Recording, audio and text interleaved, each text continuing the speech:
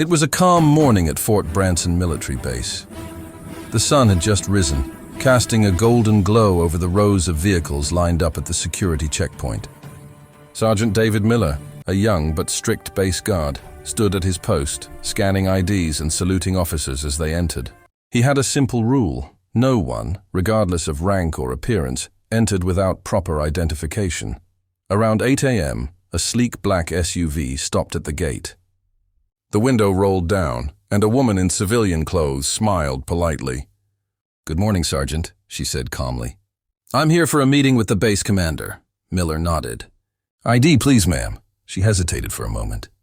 "I'm afraid I left it in my office. But if you call ahead, they'll confirm I'm authorized." Miller shook his head firmly. "I'm sorry, ma'am. I can't let anyone through without ID. Please park aside until your identification is verified." Her expression changed slightly, not angry, but curious. "Do you know who I am, Sergeant?" "With respect, ma'am. It doesn't matter who you are. The rule is the rule," Miller replied, standing straight and professional. The woman gave a faint smile. "Very well," she said, and parked to the side as instructed.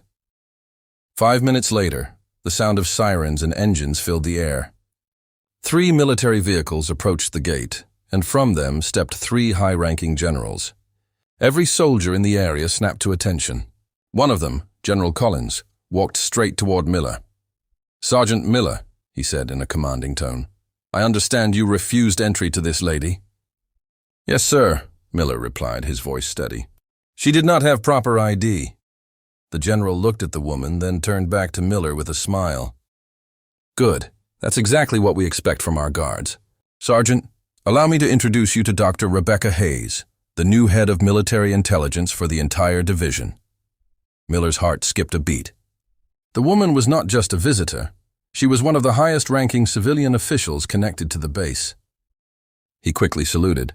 "Ma'am, my apologies, I didn't—" But Dr. Hayes raised her hand to stop him. "No apology needed, Sergeant. You did exactly what you were supposed to. I wish every guard had your discipline." The generals nodded in agreement. "We'll be mentioning this at the next security briefing," said General Collins. "Rules are meaningless if they aren't enforced, even for us." As the convoy drove into the base, Sergeant Miller felt both humbled and proud. That morning, he had learned that real respect in the military doesn't come from ranks or titles. It comes from integrity. He stood a little taller after that day, guarding the same gate, following the same rules, but with a new understanding that even the smallest act of duty can earn the highest honor.